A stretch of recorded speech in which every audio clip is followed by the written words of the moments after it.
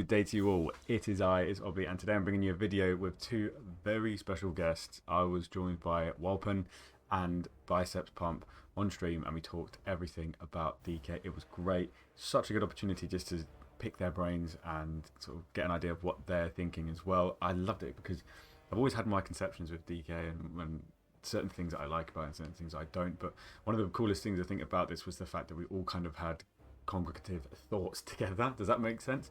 We all kind of thought the same thing. As DK players, I think you often get a little bit overlooked because you're so tanky, because you got grip and all this rubbish. But for us, it's like we've been playing DK for so long. There's other things that we kind of wanted to get off our chest, and we will identify different things that maybe a new person wouldn't identify. So for us all to be very experienced in the field and then come together and chat about it, it was really, really cool. So I annoyingly, I was playing music over their introductions on stream, so that was annoying. So I've had to cut their introductions out. But Biceps Pump, he is the guide writer for Icy Veins, and he has been writing guides for as long as I've been playing DK, I swear. He was one of the first people that I ever looked up in how to play DK, and I think I wouldn't be here if it wasn't for him. So shout out to Biceps Pump and Walpen. I have been watching Walpen since, goodness me, I think pretty much Dragonflight. And this guy's always been somebody that I've thought, like, I need to copy him. I need to make sure I'm doing what he's doing because he's doing it right. He's a very good player. And he's been getting Mythic Plus titles consistently over the years, as well as raiding in Synergy, which are very, very high up guild. So when it comes to high-end, cutting-edge raiding tech, he is the guy. So without further ado, let's get into this now. Maybe I can go first with kind of like an open question. So what is the vibe with Frost DK in Midnight? What do you guys think about the changes to power? The T, so to speak.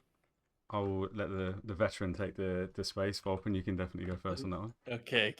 This is... I have a lot of passion about Frost DK, as I've been known for the Frost DK main, let's say like that. It's very rare I do play Unholy, but currently I'm kind of forced into it.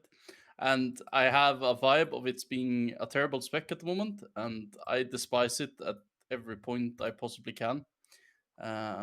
They made several changes in the Midnight Now beta, which simply just doesn't make any sense if you ask me of how it plays and how it did in the War Within Season 3, which it got its big rework, almost its Midnight rework. And there it got reworked into probably the best spec ever. And then they decide that, well, we add an Apex talent that doesn't really make sense to me, forcing us into talents we don't want generally. And then destroying the best hero talent on top of that, with just adding extra mechanic to it that doesn't fit its playstyle at all. That's maybe we should also highlight for people that are not completely on top of this. So I assume you're talking about the fact that Deathbringer Exterminate no longer reduce the cost of Obliterate. Yes, that's a big one. Yes, so you that's a very big one. On top of that, you have that Frostbane Fury, which is combined with the new Apex talents. So you're forced into taking that. Deathbringer never talented Frostbane Fury before. Pretty much, very rare scenario you did. And on top of that, the new hero talents adds 2 exterminate stacks when you use it. And which is how you are wanting to play the Apex talents, is that you want the Frostbane Fury right at the start on your pillar, because there's a haste bonus on the Apex talents. So you need your globals, first 2 globals, to be perfectly aligned for your 2 obliterates to consume the 2 exterminate stacks you get from this Frostbane Fury. Otherwise, they will get basically consumed by you proccing your Reaper's Mark. And there's not really any counterplay to it. I think it is very clunky. The best play I've seen is that you pop Reaper's Mark, you consume both exterminates, then cast Frostworm, you consume the next 2 exterminates, and then you Frostworm again at the end of pillar. But it's just so heavy on the rune consumption, and with the nerf to exterminate now reducing the cost, it's kind of like you don't really have time or the resources to actually execute it in a way where it flows. Yeah, it does feel really weird. Yeah. the trouble with Frost as well is like Frost is such a satisfying rotation, and that just kind of interrupts it quite a lot. And with it giving you the more exterminates, and then it not actually reducing the cost. I mean, the only good thing is the fact that with the tier set you get the additional charge of empowering weapon, which kind of makes its flow a little bit better. But like right now, as we're level 90 and not as our most powerful selves, it doesn't feel good. It feels like I just don't have enough to get through my entire rotation, which is it's obviously like complaining now when in reality like it's only going to take a couple of weeks for it to be fine again. But I don't know. I do think it is an issue because it also makes obliteration completely irrelevant. Like the number of actual killing machines you generate via that talent is just reduced so heavily because everything just comes from the empowering weapons and exterminates. Yeah, that's so true. You're getting quite an interesting overflow of it at the moment, which it kind of doesn't feel good anymore, which is the biggest thing. Yeah, I agree. It's also interesting because they changed so little, and that still had such a big impact, being just shoehorned into picking Frostbane's Fury, and then also kind of, I think Frostbane's Fury making the whole. Oh no, go on. You finish your point before I start mine. I forgot it. Go ahead. Talk about Frostbane's Fury. Fair enough. I think Frostbane's Fury should just be baseline. I don't think it should be like this talent that we should pick. I feel like something like Frostbane's Fury is really iconic in terms of being a Frost DK. Like this could easily just be a baseline spell and just replace it with something else. But I think the main it's just a GCD, right, that you don't want to spend, which I think is the main issue. If that was off the GCD, everything would be fine. Like most things would be fine. But it also removes some of the satisfaction of actually pressing like a big button. Okay, it actually does do quite good damage now as well when you do fill out your apex. So it's for me when I was doing the beta testing, it was relatively satisfying when I did get to bring them both back in the same pillar window, because before Deathbringer got buffed and you were doing it with Rider, I tend to do my Frostbane's Fury once with my 1.5 and then send it again with my 45-second burst for another round of Riders. And that didn't feel great because you had to wait for the Frostworm damage essentially. Whereas like now it's kind of feels a bit better, but it's still not. It's like a GCD that isn't exactly that much better than just doing a Frostbane or doing a Frost Scythe. I think that's also the issue with Frostrite. There's so many, or the GCDs in general feel so impactful. It kind of pushes out anything else from the rotation and makes it feel like, now I didn't press an Obliterate or I didn't press a Frost Scythe, and that feels bad to some degree. Yeah. I think with Frostbane as well, there's so much going on. And it's like difficult to tell what you should be pressing in certain moments if you're a new player, especially if you've played around with it for a fair amount, and if you did a bit of Frostbane playing a couple seasons ago, because there was like a brief moment where Frostbane was in the mix, kind of got a feel for it. But like now, I'm still just ignoring rhymes all the time. Like I know that there's like a bit of talk around how you don't really want to lose out on the 6-second recovery of empowering weapon, but it's just so much raw damage that you lose out by sacrificing like a third of your GCDs in your pillar window for rhyme because it's so weak. But yeah, I think Frost does definitely have a bit of a problem with weak GCDs that you're forced to press in the cooldowns, with Frostbane's Fury being one of them.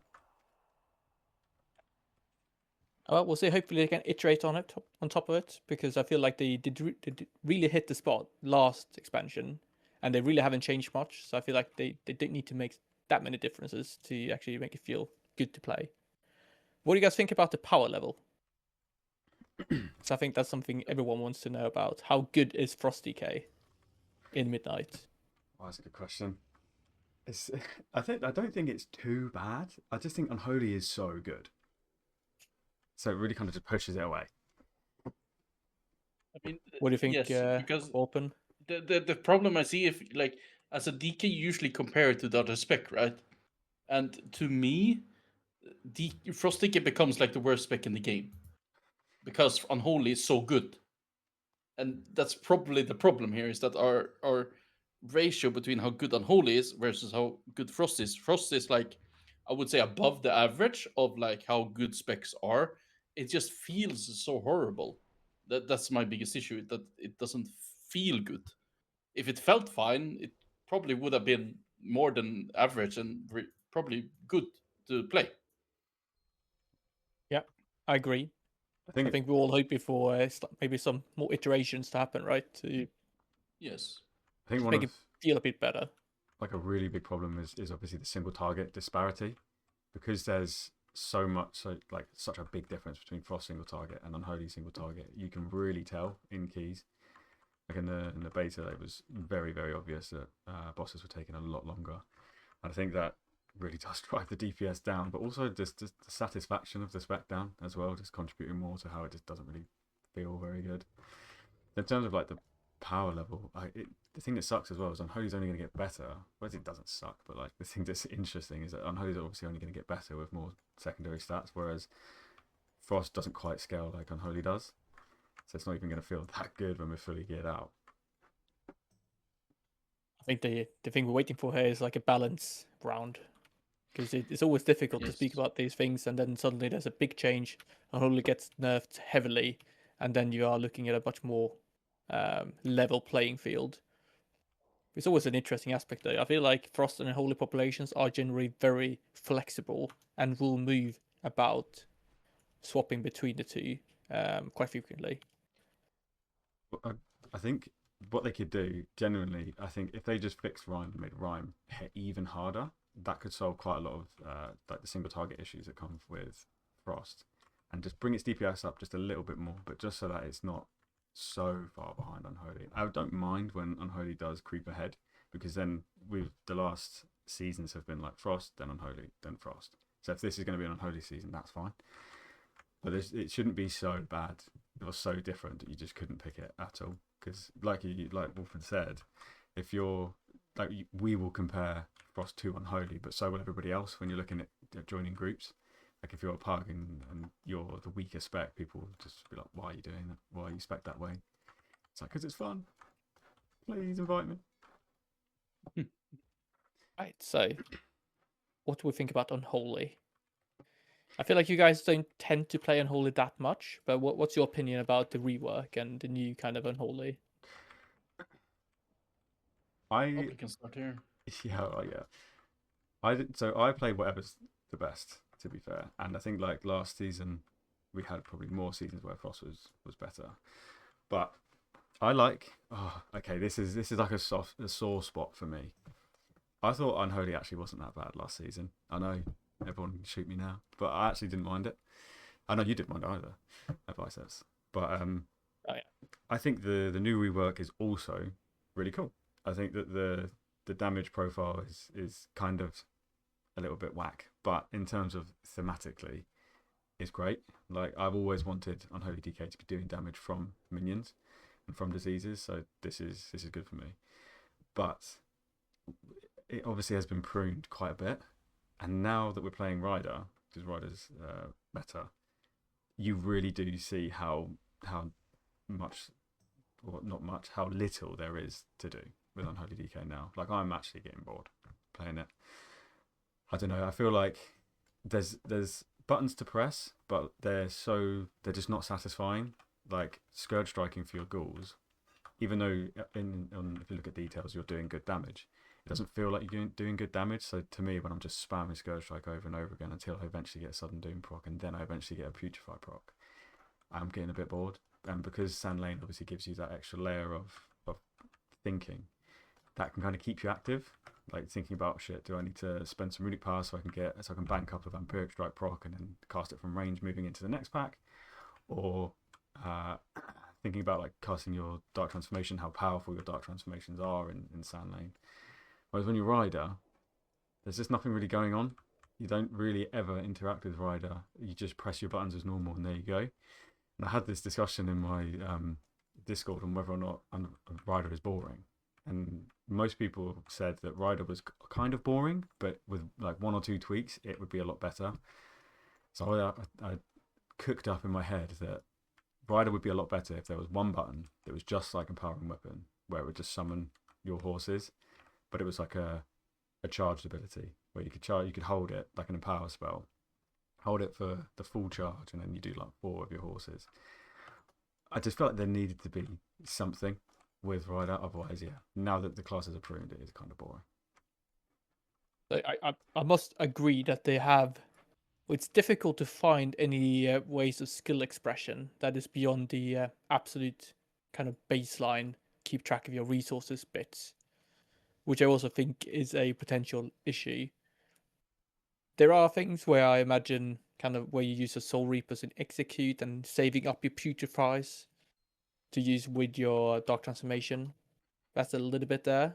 But yeah, I agree that there is very little room for actually expressing skill, which is always good about it. It makes it easy to play and easy to actually perform well, but then also removes that satisfaction of actually feeling like, all right, I've mastered this spec, I know what I'm doing, and that's why I'm doing a lot of damage. I agree, definitely. I hate it when you're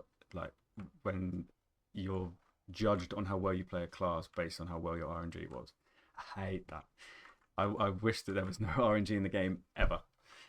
But I think I was speaking to somebody and asking like what the RNG sort of variation is for Unholy, and apparently it's actually quite a lot, and it's based on your Apex talent, whether or not it actually procs. And if you get loads of procs, and your RNG can actually skyrocket your DPS.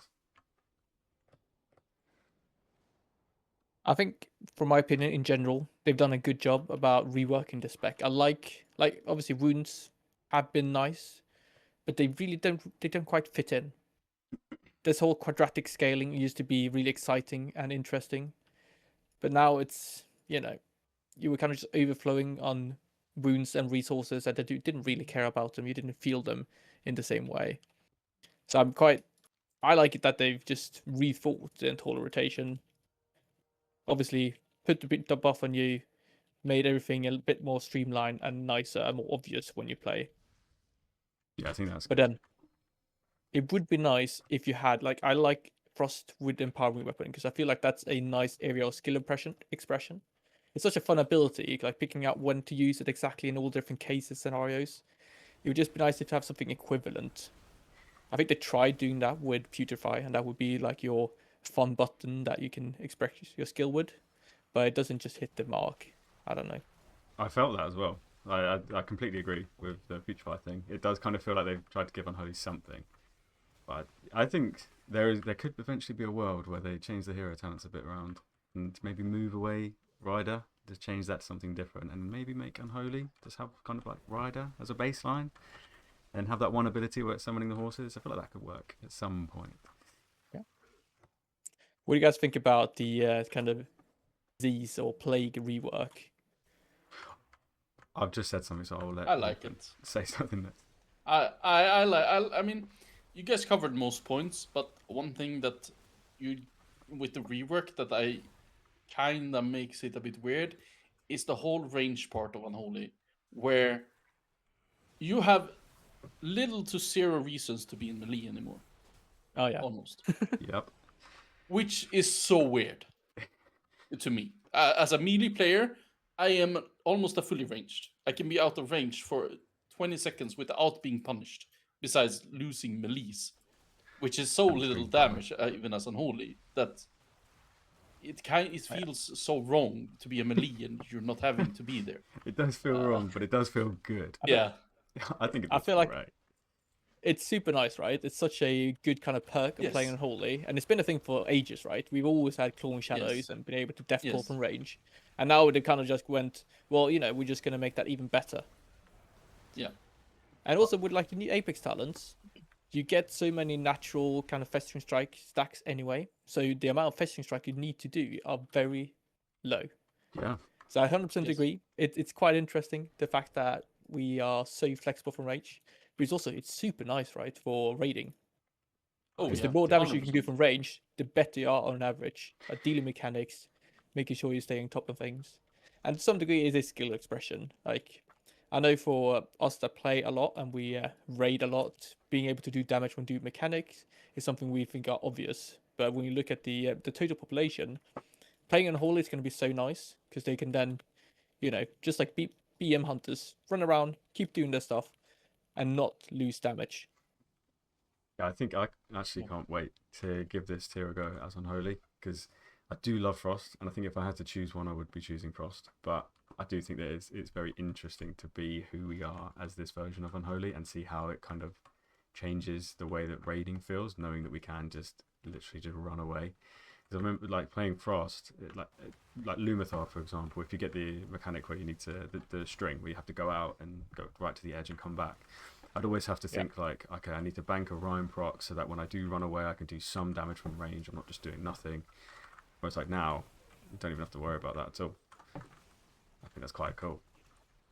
And I think it's nice when you play the spec, right? There's nothing worse than being forced out of range and lose damage because of it, just due to RNG. We talk about RNG and the rotation, and then you sometimes doing more or less damage, but this negative RNG is just the absolute worst. Yeah, 100%. Back in the day when you played Breath of Sinagosa and you got forced out due to a mechanic and your pool was ruined, that's the worst feeling ever. Oh my god, yeah. I think it's a very positive thing that we're so good at range. It's only something that's, nice to have, and one of the really big perks about playing Unholy. I think one thing that's quite interesting is with Frost, so kind of switching off of Frost and talking about the new Frostbane build for Frost, obviously. You're forced away from Breath now, and I love Breath. I'm quite sad to see Breath go to the point where I will force and make Breathbane work, so I don't have to let go of it. But you kind of have to have this constant uptime build with Icy Death Torrent and Long Winter, Smothering Offense to go into that. And I feel like that's one of those points where if you have to move away from the boss because you're not using breath, you're not centralizing this damage into one moment, you have to make sure that your damage throughout the entire fight is always good and you're always on the target. That's gonna be hard to go from being Unholy and being able to move away freely and not even have a care in the world if you get a mechanic to then being Frostbane. And if you get one mechanic, you have to move away from the boss for 5 seconds. You suicidal after that. I think that's going to be quite a stark difference between the two. Actually, I have a question for Walpen. Have you played? Yep. Have you tried much Breathbane, or have you been Icy Death Torrent gamer? I have. I've started out Breathbane as soon as I logged into beta. We all remember Frost's Apex Talents was probably the worst in the game, and it was unplayable. Yeah. So I started out, okay, this is probably better, and it was clearly better. So I played a lot of it at the start, but as soon as they nerfed it, I went over more to the Frostbane build as I found it more interactive and more fun. To say, it made Frost feel something, which, like the Breathbane is kind of not static, I wouldn't say, but you're kind of locked into the breath window still a bit too much, I feel. You're playing both without. It just didn't feel right after the nerf, basically, to the exterminates and to not play Deathbringer anymore to it, in my opinion. Yeah, the one thing that I always found with the Icy Death Torrent build was just the fact, like the lack of burst, because there was just, like, especially in the Algathar Academy, for some reason that dungeon really sticks out in my mind. But that specific dungeon has a few points where you want to just like burst something down, or you want to like put damage all into one moment. So for me, I've always found that because of Icy Death Torrent needing to have damage throughout the entire time, it's always just felt worse. And especially on bosses, I just feel like bosses, even though Frost DK single target isn't great anyway, I feel like on bosses, Icy Death Torrent really just doesn't pull the weight for me. But I don't know if this is just pure feely crafting and maybe a bit of cope. I feel like it really shines there. And for me, I think if there's a tuning pass, will a tuning pass give Breath sort of a bit more meaning? Because when we go into a raid, I reckon that's going to be the kind of type of build that we'll play. So I think if there was a tuning pass to help Frost out, I think I would prefer if it was a tuning pass, it would benefit a Breath build as opposed to an Icy Death Torrent build. For me, it doesn't vibe well with me. I don't know. Biceps, have you had a chance to sort of touch Frost at all? I'm just doing simulations, right? And from my point of view, it looks like Breath is the go-to one. So I'm not sure if there is a tuning pass needed. To be honest, I was going to say that, I would hope that they actually do buff Frostbane so it ends up being the playstyle, since breath has been such a dominant one for so long. Yeah, I think it's breath DB, no Frostbane at the moment, but I want to see Frostbane played because I think it's a really interesting spell. But as soon as you incorporate Frostbane in and play Breathbane, that's when it starts to taper off a little bit and you can't really do much. But then I think once you take off Breath and now you're just Frostbane, then you're kind of stuck. Your single target is completely up to the gods and RNG. Yeah, that's my all right tangent. I mean, just move back to Unholy, right? No? Yeah, move back to Unholy. I was going to say, right?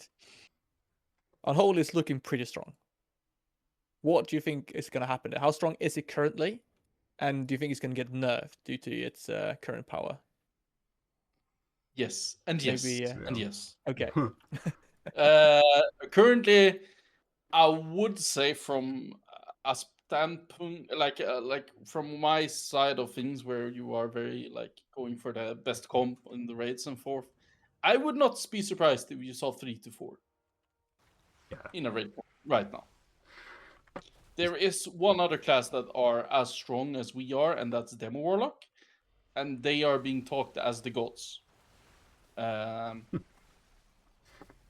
problem that Demo has is that they are turrets, right? If they move, they don't do damage, basically. While DK, you don't have that. You don't have downtime. You are ranged melee. You will always do your damage. So I don't see a reason why probably DK isn't the strongest class at the moment. On midnight at the moment. Yeah, I think they absolutely nuke in single target. So in raid, yeah, Unholy will be a very top pick. I think the reason you're not seeing a lot of maybe top tier guilds really talking about this is probably evidence that it is really good. Because why would they? Do you know what I mean? But I definitely see. As much as it pains me to say it, I definitely see it getting nerfed. I mean, my issue with it becoming nerfed is that current Unholy has the same issue Frost had before it got reworked. They added the problem to Unholy, which Frost had before it got its big rework, which is you can't separate the single target and the AoE of Unholy. It's very hard. The only button that does that is Epidemic. If they touch anything else, it's a single target and a AoE nerf at the same time. Yeah, which adds to this problem that they really wanted to fix with Frost was that they could have turning knobs on what ability of if we want to add more AoE, add more single target, and they've just spawned this problem on Unholy, I feel like, which is going to make it super hard to tune it right for both M+ and Raid, which it's most likely from playing M+ on the beta and stuff that you will most likely be really, really good in the Raid, even though we get nerfed because we're so far ahead. But in M+, we'll most likely fall behind because they won't buff the AoE in the same way because they don't really care about the AoE in the same sense at the start of a season as they do later on. I think it's a bit of a blessing and a curse because Unholy previously had an issue where you would either talent into single target or AoE. There were just not that many talents that were shared between the two and meant that we were not that good in Myth Plus because we would have to sacrifice too much single target to actually be competitive in AoE. Whereas now we just get both and we don't have to kind of pick one or the other, which is very nice from a being powerful point of view, but not too much from like having diverse talent loadouts and whatever. I think it's also it's like just 1 point realistically that you maybe 1 or 2 points that you just move. It's like mages. You just make mages do the cleaving shadow bolts, and then as soon as you do that, like instantly, you have a full kit of AoE. It's 1 point. I think mages is super slept on as well. I think mages really does pump more than it lets on. But yeah, I think it's positive for being like, being a good Myth prospect obviously means you have to bring both good single target and AoE, and I feel like this iteration on Holy has the potential of doing so. We have for so long been this gimmick big AoE spec, and have it be able to bring that nice balance that we often need in a Myth Plus scenario. Biceps, do you miss old Unholy yet? We'll see when I get the time to actually play a bit more. Yeah, I mean, I definitely miss the quadratic scaling, I think. Oh yeah, but that was like, you know, the initial quadratic scaling when we played model load back in BFA. If you guys remember that, that was peak. Because it was also it wasn't that well discovered, and some people joined MDI, and then you just did like 2 million DPS, and everyone was like, wow. Yeah, I remember that. And then they kind of nurtured that, and it was always been like a bit of a piece of our kit to have this insane scaling. Obviously, now we primarily have Epidemic left of it, and I think that's nice. Because it's also a problem, right? If you do that much AoE in big AoE, you can't be tuned well elsewhere, because then you end up being way overpowered. And then you have this very specific niche. You are super good when you can just pull the entire dungeon. But that doesn't happen in normal scenarios. So it means that 99% of the players just don't see the benefits. I remember when that MDI was actually out and I was playing my DK and my team were trying to replicate the stuff they were doing in the MDI. And I'm not the man I was. I mean, I wasn't the man back then that I am now. So trying to replicate that was just not on the cards for me or them, to be honest. And it was just, I remember just watching them and thinking, how is the tank, first off, surviving that? And then secondly, how is everybody else surviving it afterwards? But yeah, that was such a interesting version of Unholy, but I think that was the first time when people actually looked at Unholy and was like, this could potentially blow up and do something stupid. And then they left it alone for ages, and it kept on being that way. What do you guys think about Unholy's AoE in Midnight, and how does it compare to other classes? How does it scale? How powerful is it in general, and how fit is it for Mythic Plus? What do you guys think? I think it's really good at the moment. It's probably not the best. I would say Demo Warlock probably has a bit more AoE than what Unholy has, and so does Arcane at the moment. But I would say behind Arcane and Demo, you definitely have a DK, and then we haven't really gotten to the point where we talk defensively about DK, which nothing even comes in comparison to what DK really is in that sense. Which you just have, you are just there. You don't need any external when it comes to M+. You live everything. They actually buffed our defensive power, didn't they? In hindsight, yes. Even after the nerf to the rune, yes. Yeah. How much was it? Was it permanent 18% DR from the Rune of Apocalypse? Before. Yes, yes. Just okay. On what the main target, it was it's 1% per stack now, which I don't remember how many is. I mean, it's so hard to track, so I don't even know what is exactly now. Is it 3 or 4? I think it was 3 before. Yeah. Okay. I mean, I just love having 3.8. I'm being told 3.8. 3.8. It's such a specific number, isn't it? Yeah. I do think that is such a cool thing though, that we're now using Rune of the Apocalypse for Unholy. Like, I don't actually realize how much I think it affects the theme of the class, being like having your Runeforge change between specs, and it's a very fitting Runeforge, and it's one that we've had for ages as well, and now it works. And I think the best thing Blizzard done is nothing, because normally this is when Blizzard intercepts and say, oh no, that's far too much fun, and nerf it to the ground when you just wouldn't even use it. But they haven't. They've actually left it. We've discovered that this is better, and they've just left it alone. W Blizzard. I think it's super nice.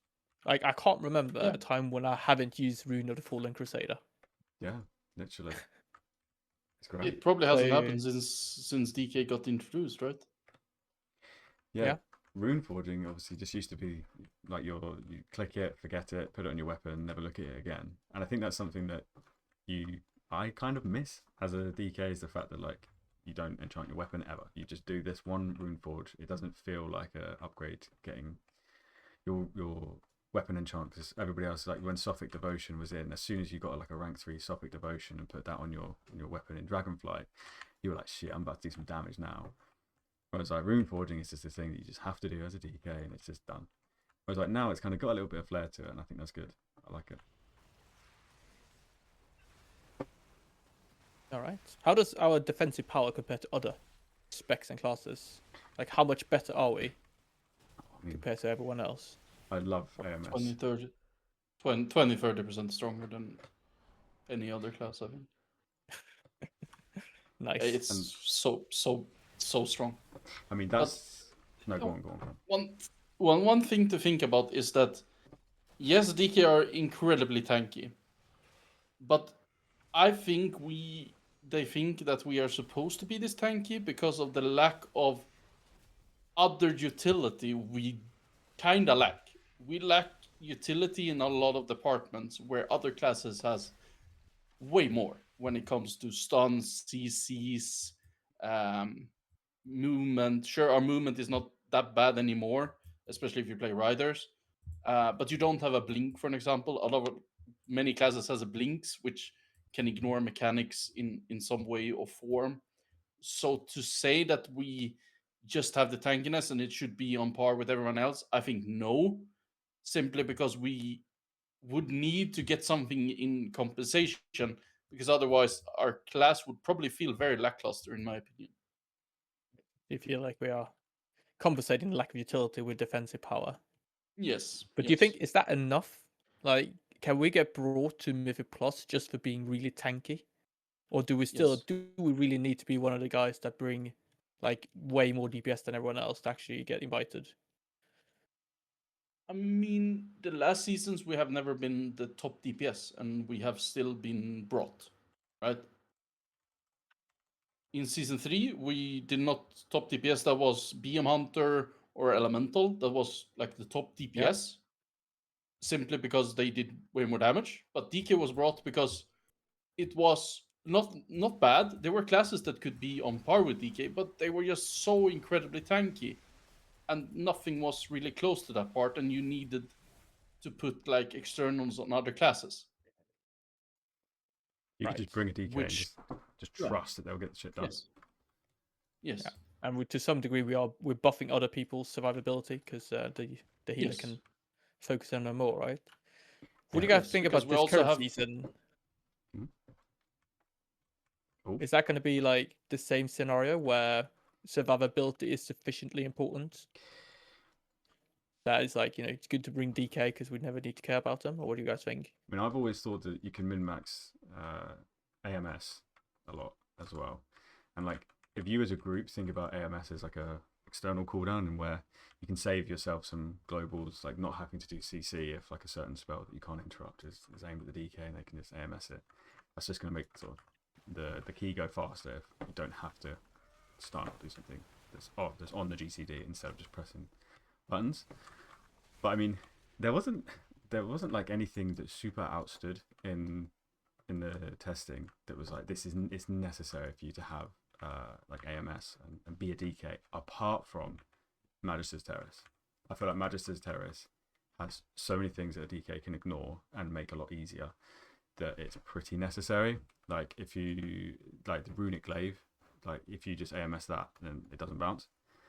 And Runic Glaive does so much damage to you and your party. And then as well, you have the second boss where you can just AMS the Runic Mark, and then that's just gone. He doesn't have to worry about that at all. And you got the last boss as well, where you can, when you soak the thing and it leaves you the nasty dot, obviously just AMS that and the healer can just DPS. I think that's the only thing that really sticks out of my mind. I don't know about you guys though. No, I'm not blood. I would agree. It's my second DK. To the most part. It's the usage of AMS is very interesting in some ways because you can use it in so many different ways. You can use it as a resource, even like to do more damage, which was a huge part of like Frost DK when Breath was a thing, to be incorporated into just doing damage, basically adding damage, which you still can in many sense.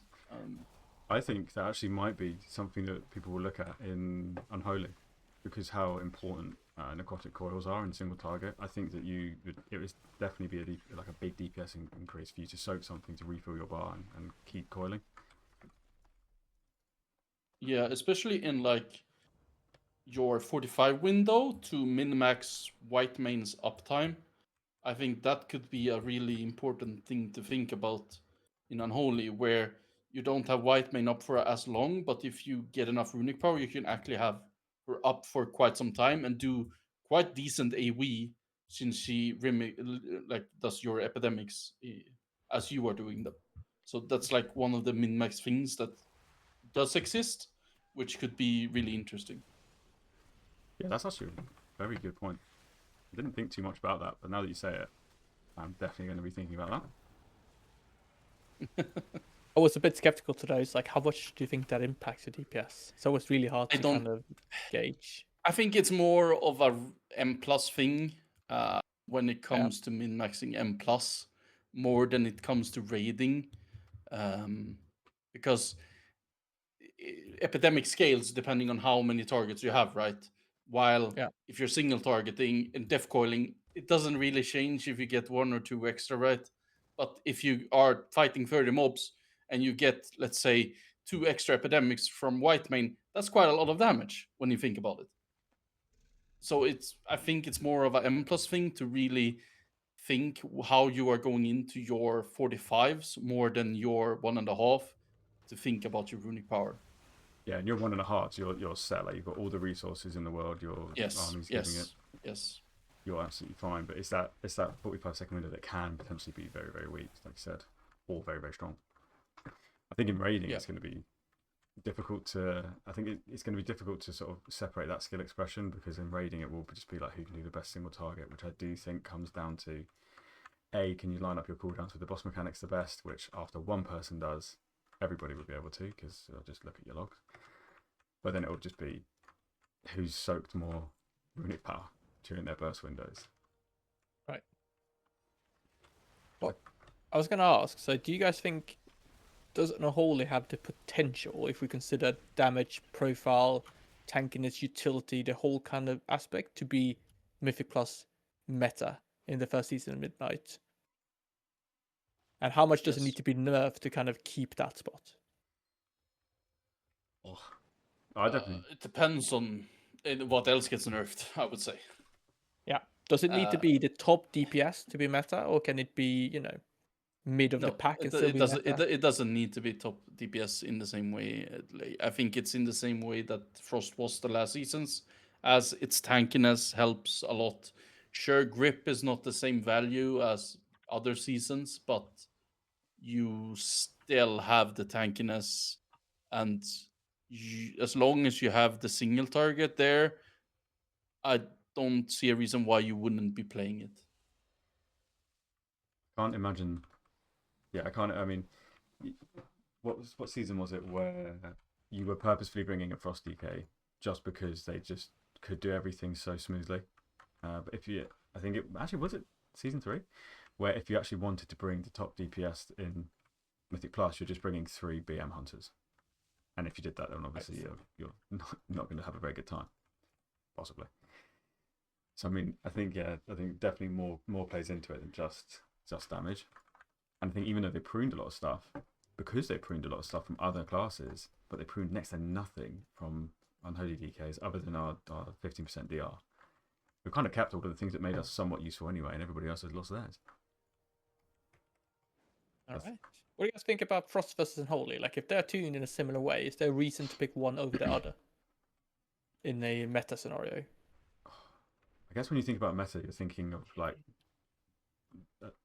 keys that last a long time, and then the benefits of Frost kind of start to wane a little bit, because Unholy can have the chance to do like a full 30 seconds of ramping and bursting, whereas I'd say that the benefit of Frost is the fact that the damage is just so quick and instant and rewarding that way, whereas Unholy does take a little bit of time to get it out, but when it's out, it's there for ages. Like when you burst, you're at that peak of damage for a long time before you start to drop off, whereas Frost looks to be more attuned towards lower key styles, or just bursting in general. So like raiding would be a really good example where I think personally Frost would be a lot better, because if you think like Fallen King, those orbs, you have multiple fast waves of low health orbs that just need to die as soon as possible, which is where I don't think Unholy can do so well. It can do all right, but I don't think it would be able to do like the same type of 45-second AoE burst that Deathbringer Frost could do. So I think there's enough separation in terms of their damage profile that gives them an edge in a certain position, but because the Tooney's so bad, like even that edge is not enough for you to play, for you to switch off of on Unholy. But that's just my thoughts. Yeah, I would agree to that. Like, Frost has the potential of being...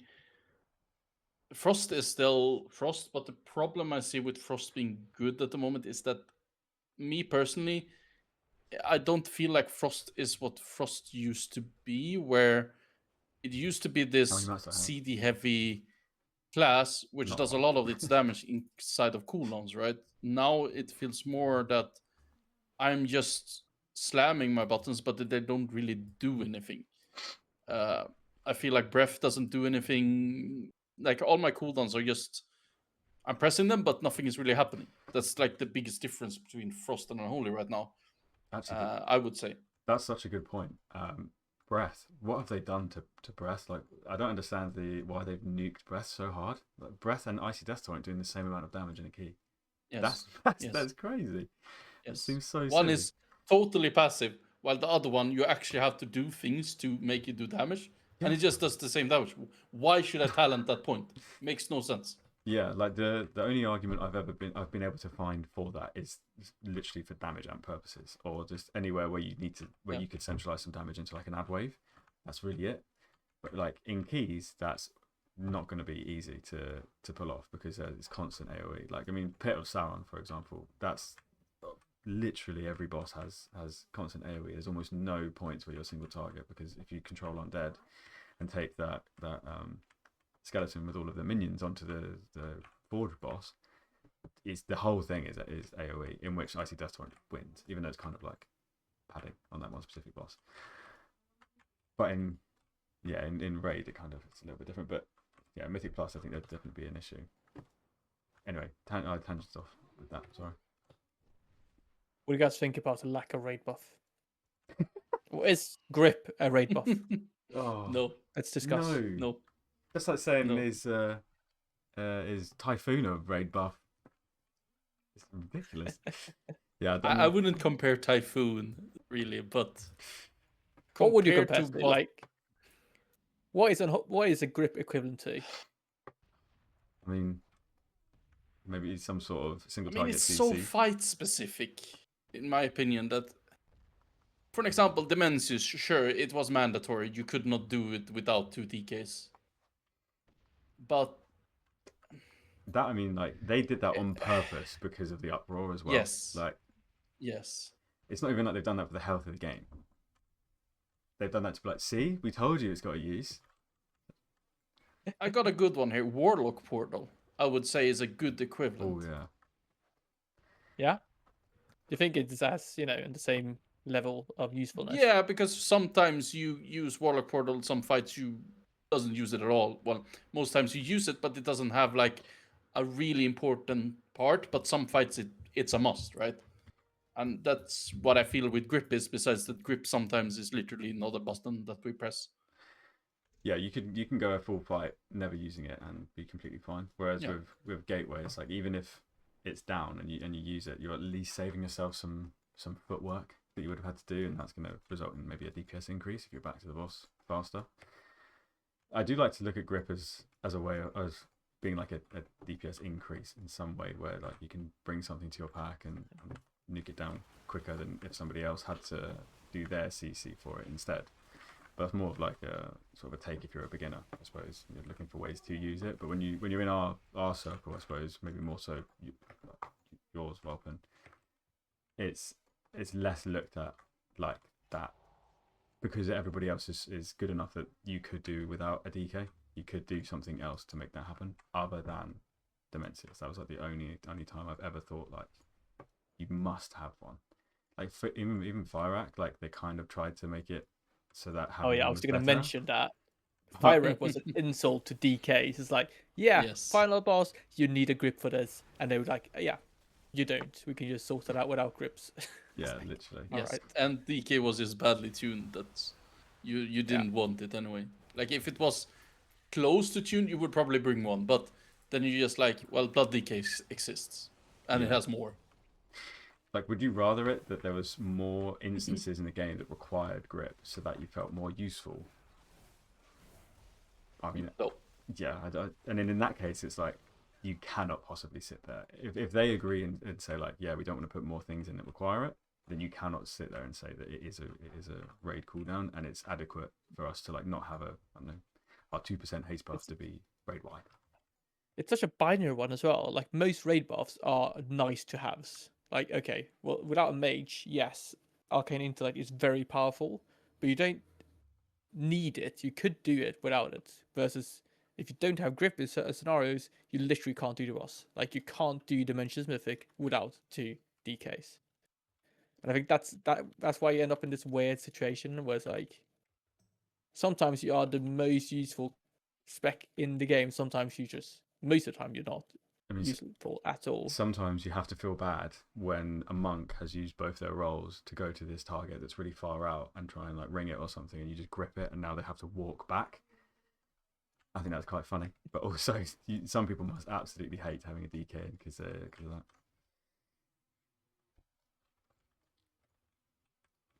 What are you guys doing in terms of what would a decent raid buff be? I mean, I think everybody says the same things, don't they? Normally, they say that the haste, unholy momentum, could be raid wide. But I don't know. I feel like that would be fine, but it would be such an easy fix, such a plaster, a wet band-aid. Yeah. I don't know. I liked back in the day we had Horn of Winter that gave attack power. Yeah, I like that. They could just bring that back, and people go like, "Nice." It's thematic. It works with the game in the past, so it's like it doesn't come from anything. Nothing. Sorry. Is there is there like a raid buff that 2 different classes can do? I can't think of one off the top of my head. Nope. No. I think no. That used to be the thing, right? Where you had to go do the spreadsheets to plan out, so you had all the raid buffs. And now everyone has their individual ones, except a couple. Do you guys like the fact that you have to bring like one of everything to a raid in order to like have an efficient raid group in terms of buff wise? Because I mean, I don't mind it. I think it's quite nice. It means that there's always there's nothing worse than being in a class and you badly tune and then you just get benched because Blizzard didn't tune your class correctly. Versus if you need everyone, it's kind of like you always have that spot. You are the warrior, you are the DK or whatever it is, and you get that. It's a bit more thematic in a sense. I think. I mean, the only problem is that it has been to DK 2 out of 4 tiers in recent time, and many people don't think about this, but we had Undermined where we were literally grip was not a button. For some reason, and then you had a Midrasil, which it neither was a button. So you have gone from this very from it being very very good and useful into very very bad. And if the tuning then is bad, which has been both in the Midrasil and Undermine, we become this class that never really gets brought. And it's a very sad point of being a DK, and I just feel very very useless.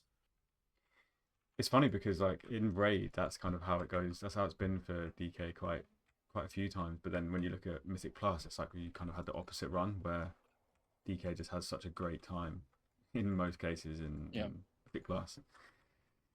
But is it impossible for them to just balance us so that we can be good in both? I don't know.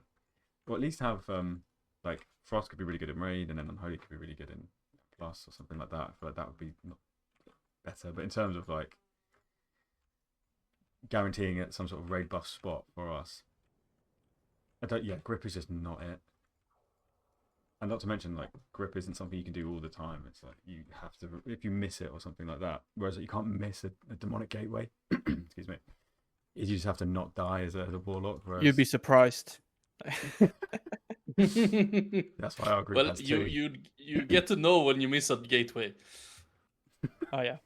I think I've only had one bad gateway from our warlock and our Dementius procs, but I know many a times where the mouse over macro has gripped the Artosian instead of the the guy, and I instantly, the first time that happened to me during prog, I was like, this is not a macro I'm going to be using.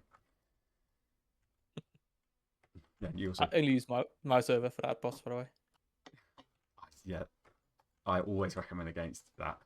I could not, but that's why you're you, biceps. That's why you write the guides.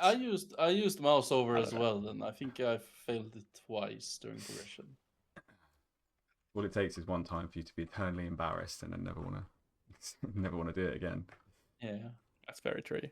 What are you guys thinking in terms of the raid? Are you excited for the raid? I'm very. Because grip is a button that is being used a lot of the times. Yeah, that's a good thing. Have you where's the best place in terms of these fights coming up that you think is very, very handy for a DK to be in? Bell of Ren, then the first boss in the March of Quel'Thanas, we are mandatory as we were on Dimensions, I think. Is it for... I didn't actually get... Simply because the 2 birds that spawned are permanently casting. Ah. And they spawn outside of the boss because you have to run away with a big circle, basically. And you have to soak them like away from the boss, and then you have to get the ads in to basically get damage. Otherwise, they take very little damage, and you take even more damage. So them being gripped is gonna be very, very important. So you might at least want 1, maybe 2. Hard to say. Is that a mythic only mechanic, or is that the same in heroic? That's a heroic as well, but it's not as important on heroic, I would feel. Obviously, blood decay. When you think like that, oh, we can just bring a blood decay. The problem is that the blood decay will not be stacking with the group. He will be on opposite side of the raid, which will be there's a frontal going on a lot of the times, which means having a DK grip, blood decay gripping is very, very bad in many sense. In the same way that nice a us, DPS DK would be. Yeah, it's very nice for us, I would say. Yeah. Then there is the last boss of Midnight Falls. There is these like crystals that we don't really know how they work, where they are they grippable? We don't really know. So they could potentially become something we grip. No idea. I think Illyria is going to have some grippage going on as well, from the way that the journal describes some of those droplets. I've got a feeling they're going to be grippable ads. Yeah, and then you have Fallen King with the images. Grip is a great utility to stop the images, as it is instant, and you have 2 charges, and it's a great mechanic to help the raid out in many senses. Voracious, which is the ads on the sides. If you see that your raid is falling behind, or you need to go in a specific side, which on Mythic you need to have a certain amount on each side to make it happen, you will basically be able to save the raid, which many others might not be able to do.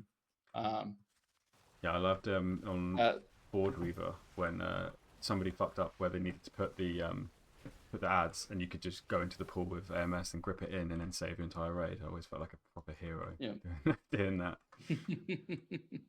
Yes.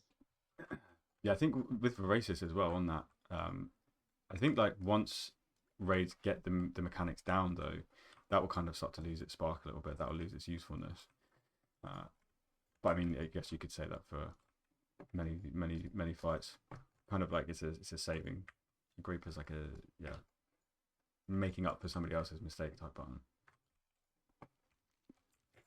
Biceps, have you had had a chance to test the raid at all? Unfortunately, no. Oh, that's a shame. Yeah. So I'm going in blind. I'm quite excited to see what it's about. We'll see. But it sounds like it's promising for us. I'm not sure, Walton, if you can share. Are you guys disproportionately preparing more DKs than other classes?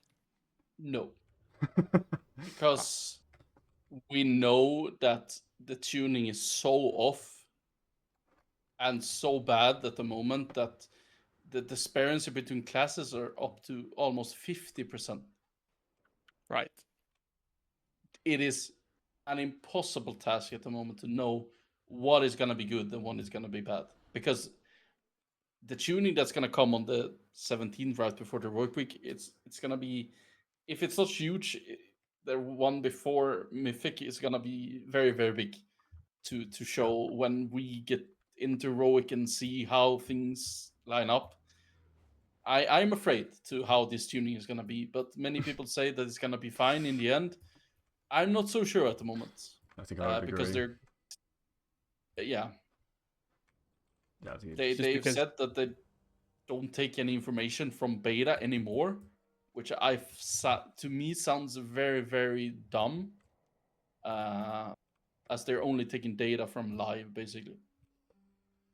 Do you think they're going to over nerf it? I feel like there's a tendency where a strong spec usually does not get over nerfed, right? It goes to being super strong to being just a little bit more strong. Do they ever over nerf? Is that a risk, do you think? If it happens before Heroic. They never over nerf anything generally when it goes from Heroic week into Mythic week. I think the biggest nerf we've had there is between 5 and 7%, which generally, if you're a really, really good spec, that doesn't really make you not being brought, right? It just means that you might not be the best, but you're still like top 5, which, yeah, it's still being brought. So people should be most afraid of what is gonna come on the 17th or 18th of March, wherever you basically are. What do you think they'll nerf specifically in Unholy's kit if they are to send us a nerf? Because I can imagine them doing the ghouls, definitely. I can't imagine them doing much to do with the forbidden knowledge, because that's kind of like the new thing that's supposed to be in. But I can't imagine them nerfing ghouls. But I have heard that Unholy ghoul damage is a bit too much for what it should be, and it shouldn't be this anyway. And there's a couple of bugs flying around, so I'm sure if they just fix those bugs, that would be a natural nerf to the spec anyway, to put it into a bit more of a proper of the right position. So that's where Hopefully I'm we can get a double whammy where they get fixed bugs that nerfs us and then also nerf us to bring us in line, and then they overshoot. That is what I'm worried about. That's where my fears lie. Fix the bugs and then still give us a flat 50% nerf or something stupid. Yeah. It's always the biggest issue is when there are bugs that are positive and they fix them and then they still nerf the class. That's generally a very, very bad thing to happen. What do you think they could do to Frost to fix it? I mean, they have to fix the gameplay more than anything, in my opinion. What happens if the revert exterminate nerf, where it reduced the obliterate cost? I think that'd be good. Definitely a good start. But I think they definitely have It's a good start, but I just think that they need to uncap exterminate stacks, if anything. Yeah, I don't know why they haven't already done that. Oh, yeah. Like, if they do that, you don't have an issue. Like, because then you have infinite time to spend the exterminates. Or at least, at a push, make it 3. Because there is a world where you can just spend one exterminate stack and then do your frostworm. Yeah. But the fact that it's capped out as 2 is crazy. Yes. At the moment, that is such an easy fix. Capped. Yes. It's the easiest fix there is. And all of a sudden, all the problems that you have are just gone. And then the class feels good again. It's just this one thing that is just doesn't make it feel right at the moment. And if you just do that, it's probably going to be a lot better. I do think there is definitely something they need to do in terms of the single target, and they need to find a way of buffing the single target. It doesn't make them stupid good in AoE. And I mean, you would just the easiest blanket could just be obliterate, just buff obliterate, and then all of a sudden your single target's going to be great. But then you do then force builds, you then force people into you force the two-hander again every time because they see obliterate as his button, and then it always becomes obliterate two-hander because it scales way better than one-handers. I feel like they need to. I mean, I was really. They can't even buff Frostbane because that's in couple with Frostbane. Yeah. Yeah, I was so surprised that they nerfed Froststrike and Frostbane. Because that means that they thought that Frostbane single target was too strong. This is potions. Which I did not feel at all. No, I didn't either. I would agree.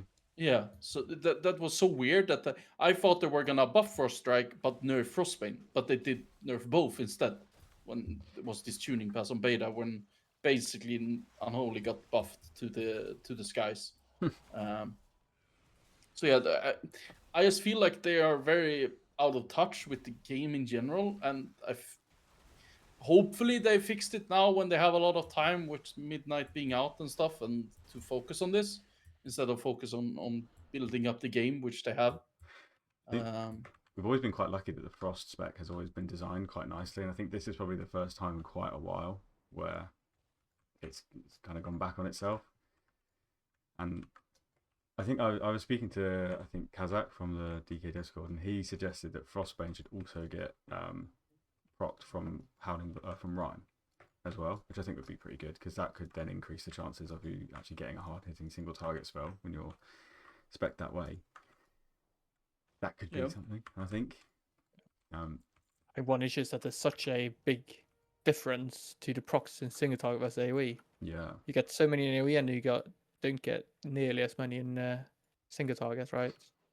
Yeah. And there's definitely... I mean, the fact... Go on. Yeah, the fact that you, for example, on 4 targets, you're almost perma in Frostbane, but on like 2 targets, you are getting as little procs as almost on single target. So I don't understand the proc rate at all, in my eyes. I think it's still a mystery. I don't think like how what does it proc? How much is it supposed to proc off? Because if you just had a flat amount of how it should proc, it would be easy. But I don't feel like there is any like. I don't know how to explain it, but it's doesn't make sense how it procs. It incites a bit of degen gameplay as well, like the control of dead thing in Pit of Sauron. But now any sort of bosses that have just something else you can hit, you're going to be begging your raid not to kill those ads so you can get Frostbane procs, so you can do loads of damage. But I think there's only one actual instance in the raid that I think Frostbane can really shine, and that's obviously the Light Blinded Vanguard, where there's like 2 bosses pretty constantly and 3 bosses intermediately. I think obviously there Frostbane will be really good. It's kind of like I played a bit of Breathbane doing the Soul Hunters, and that felt really good when they were all stacked together, constantly getting Frostbane procs. It felt so powerful. But yeah, in single target, rip, absolutely massive. I mean, the problem with that fight is on Mythic it is perma too. You are never gonna get 3 bosses on that fight. Yeah, that's true actually, yeah. Yeah, so you are permanently just hitting 2 targets, which just makes Frostbane, not proccing, not doing anything. Definitely not linear. That's like the one, that's the one thing I hate with both Frost and Unholy, is that the 2 target cleave that was our king thing before, I feel like we have just lost all the power in 2 target cleave scenarios. Yeah, on both specs. Completely agree. I think actually... there's no Deathcore Cleave anymore, right? Yeah, no Deathcore Cleave, no Oblit Cleave as it was before. Breath doesn't really do anything. So yeah, like you're just doing your single target and you're hitting 2 targets, which just feels bad.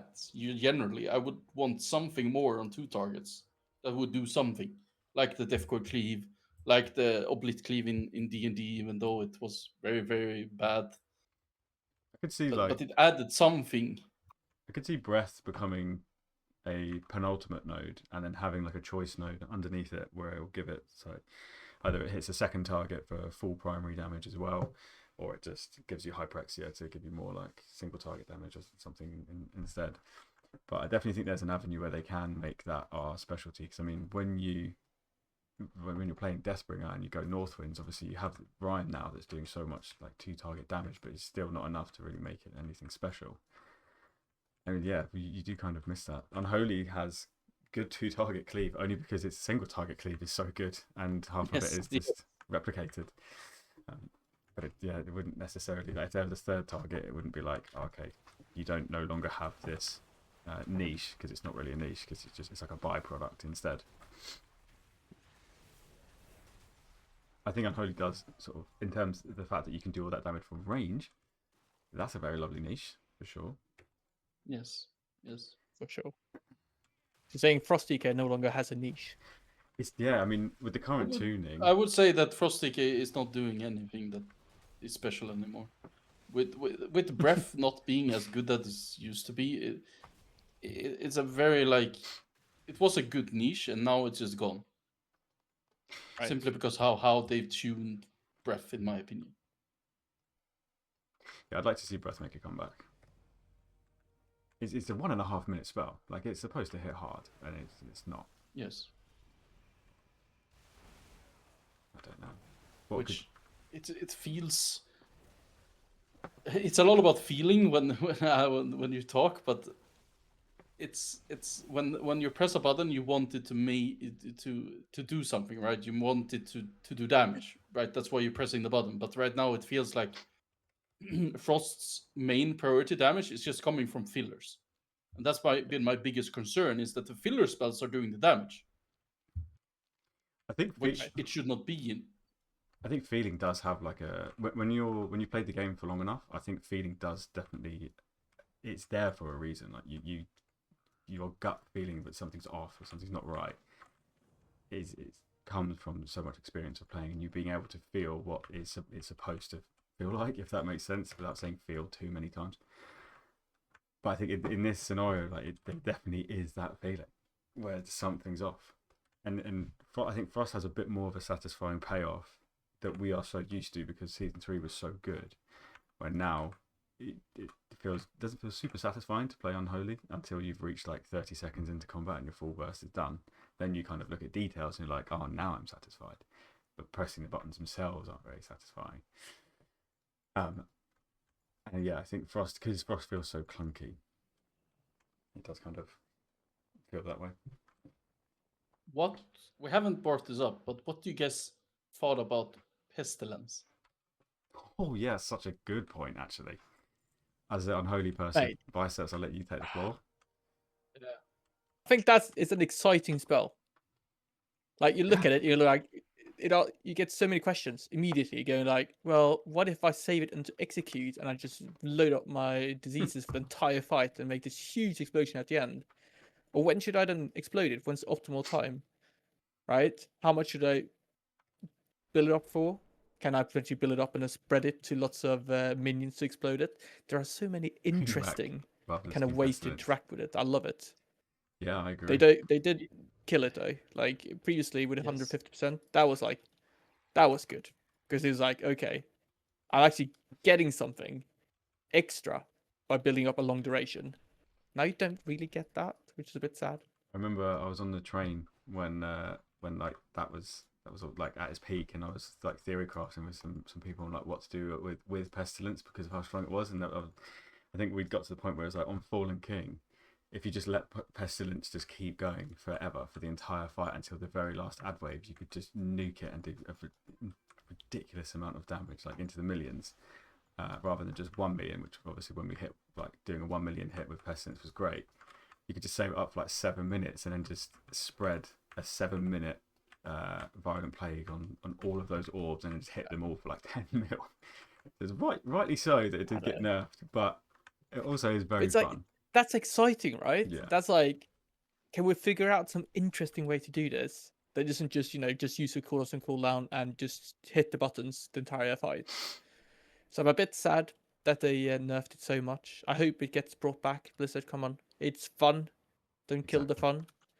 I mean, I'd never think that the spec that's easier should do more damage. And currently, with obviously Ryder being completely passive and you basically never having to alter the way you play whatsoever, I feel like that shouldn't be the stronger hero talent. Like it should be Sand Lane, which is significantly harder, especially for a new player. If you master Sand Lane, like you should get some sort of payoff or reward for that, in my opinion. Like, it is a bit of a common theme that classes have like one hero tree that's interactive and introduces a new button, and then they have another one which is almost completely passive, which I guess is fine if you want that, but that passive tree shouldn't be the one that's better. So like Pestilence Sand Lane made sense that it was stronger, and if you were able to actually find out when the best place to pop it was, you were paid off for that. I think then double nerfing the diseases on top of Pestilence was a bit silly. Yeah. Well, but what do you think? I mean, do you like Pestilence? I loved it. It was the best spell in the game. It added depth to a spec that didn't have anything. Like, it added complexity where you could min-max a lot of stuff, which right now when you play Riders, it doesn't exist in the same way. So I was so excited when it was actually good and you did things. And obviously I min-maxed it to, there is a boss in the new M plus season where, well, you get a 300% damage increase. Well, I decided to do 25% of the damage to the boss in one go and one shot it. But that was really, really fun. You had, it was exciting because you had to think, oh, should I do this? When should I pop it? Because every pack, it was like, well, the mobs are getting lower and lower. When should I pop it? When is the right time? Because you want to get the maximum damage, but you want them as low as possible. So there was all of this thinking going around when you should pop it. That made it so much more fun to play Unholy, in my opinion. And you had to think a lot more about the spec. I agree, and I think it's such a simple to some degree interaction, right? Currently, yes, it's a bit silly because we just build up this huge disease durations and we just don't use it, right? Single target. I think, like, do you even need to press outbreak after the first one? Not if I you don't play think Blight so. Versus. Exactly. And if you play Sand Lane, you surely don't need to do it. With Sand Lane, you don't. Yeah. So you go there, you build up this dot which is just several minutes long, and it has literally zero reason to be that long. Like, there is no value you get from it unless you pick up Pestilence. But the current version is just quite weak and not very exciting. Yeah, I think that the sort of mechanic of like erupting your diseases for like their full duration, like a percentage of that damage, is interesting. But the way that it is in now is not interesting, because with Scourge Strike doing it every time it hits, there's no play. There's no like actual integration. Right. You're going to do that spell anyway, and there's no world where you think to yourself, "Oh, I'm going to Scourge Strike now so I can erupt my disease." You just don't. So it's just not really fun. They could make it fun. Same thing with Infliction of Sorrow, right? That used to be based off the remaining duration of your total disease, right? You got a percentage of that every time you hit Vampiric Strike. That's just also gone, right? There's literally no interaction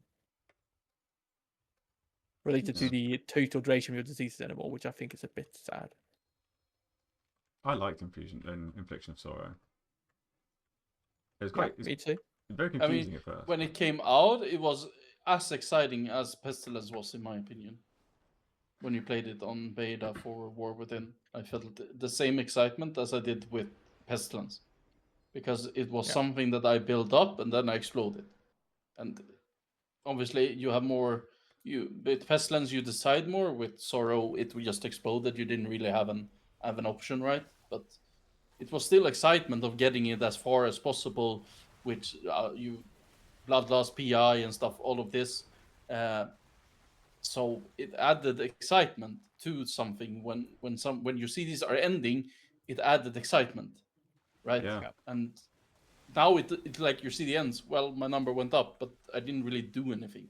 I just kept pressing my buttons, which is basically a maintaining buffs more than anything right now. I think one of my fondest memories of Unholy and like really feeling like I'm doing something was like Aberrus the Shadow Crucible, when you were just a single target nuker. I felt a similar way with Liberation of Undermined Sand Lane. Those two tiers, I really felt useful there. I do miss that. I would like to see them do something more with Sand Lane though. Sorry. Now, I was just going to say, if we have any potential closing remarks, I think we have covered a lot of interesting topics today. Yeah. It was very nice. It's been great to talk. Do you guys have anything else you want to raise towards the end that you felt like we haven't really covered in a sufficient manner? I hope that the next expansion is DK themed. We've got Paladin themed this one. Let's have some DK love next season or expansion.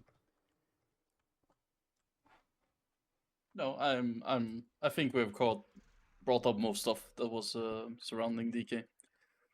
Yeah. All right. What about you, Bicep? No, I think we're there. I'm excited. I always like new things, right? And this is the we haven't had this many new things in quite a while, at least for Unholy. Been quite stagnant, so yeah. I'm excited to play it out. We'll see if I get bored in the end. For me, it usually depends on like if we do damage, I'm fine. Like if I can see myself on the top of damage meter, if the rotation is maybe a little bit boring, I can live with it. You know what I mean? Fun and damage go hand in hand. Yes, they do, right? But still, it needs to be rewarding, and you need to feel like there is some skill expression. So that does worry me. That eventually, especially if you get tuned low, you're kind of sitting there at the bottom, and you feel like I can do literally nothing to improve this. Yeah. I had that feeling back in BFA during the Janus here with Unholy. That was like a similar situation where the rotation was so straightforward, and we were badly tuned. I was like, okay, I'm powerless here. What can I do to actually do better? That's my ultimate fear. Is like all you can sort of bank on is RNG. That would be my ultimate fear for us as a class this season. Fingers crossed, it's not going to be like that. Well, yeah, I would agree, definitely. Well, thanks everybody. It's been great to chat to you guys. Right. Honestly, loved it. Too. Appreciate it. I think let's make this a more frequent occurrence for sure. It'd be like the like Max and his guys that always do the streams. We'll always come on to chat shit about DK. Call ourselves Army of the Dead. Something like that. Yeah. All right. Thanks very much. Thank you. Have a good one. Have fun at midnight. Take it easy, guys. Bye. See ya. Bye bye.